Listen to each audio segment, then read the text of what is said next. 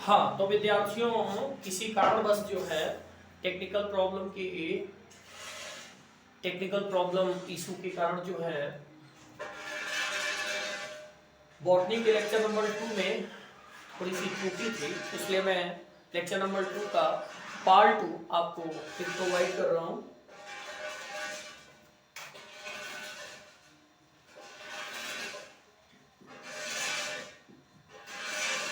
हाँ विद्यार्थियों, तो पार्ट नंबर 1 के अकॉर्डिंग अगर आप पार्ट नंबर 2 पे चलें तो ध्यान दें, पार्ट नंबर 2 में आपने देखा कि अगर पुष्पी पौधों में लैंगिक जनन हो रहा है, सेक्सुअल रिप्रोडक्शन इन फ्लावर, तो सबसे पहले उसमें युग्मक जनन होगा, मतलब गैमेट रिप्रोडक्शन होगा। युग्मक जनन होने के बाद उसमें परागण होगा, मतलब पॉलिनेशन होगा। पॉलिनेशन होने के बाद निषेचन होगा, निषेचन का मतलब फर्टिलाइजेशन होगा। निषेचन के बाद जो है उसमें फल व बीज का निर्माण होगा, मतलब उसी के बाद making of fruit and seeds की प्रक्रिया शुरू होगी। तो ये विद्यार्थियों अगर आप फोकस करके देखें तो युग्मक जनन जो गैमेट्स रिप्रोडक्शन होता है वो दो प्रकार का होता है। एक होता है नर युग्मक जनन, दूसरा होता है मादा युग्मक जनन।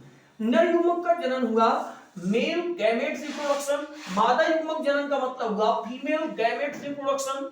और अगर आप परागण की बात करें तो ये भी दो प्रकार के होते हैं, स्वपरागण, परपरागण, मतलब self pollination and cross pollination. विद्यार्थियों अगर आप निषेचन की बात करें तो ये भी दो प्रकार के होते हैं, अंतःनिषेचन, बहिर्निषेचन। अंतःनिषेचन माने इनर फर्टिलाइजेशन, बहिर्निषेचन मतलब आउटर फर्टिलाइजेशन। विद्यार्थियों इस प्रक्रिया को आप ध्यान दें। सबसे बड़ी बात यह है विद्यार्थियों, अगर हम फल व बीज निर्माण की प्रक्रिया को रोकें और अपने अगले वीडियो में प्रोवाइड करें आपको, तो शेष प्रक्रियाओं को आप ध्यान से यहां समझें। क्या होता है युग्मक जनन, क्या होता है परागण, क्या होता है निषेचन। और अगर युग्मक जनन है तो ये दो प्रकार का है, परागण है तो ये दो प्रकार का है, निषेचन है तो ये दो प्रकार का है। इनके डिफिनेशन को मैं आपके सामने प्रस्तुत कर रहा हूं और कल के लेक्चर में मैं एक्सपेरिमेंटल दृष्टिकोण से इसे प्रस्तुत करूंगा। लेकिन आज के क्लास में डिफिनेशन को अपने नोट्स में नोट करिए और उसको याद करिए और कल के लेक्चर में आप प्रैक्टिकली इसे जरूर देखिए।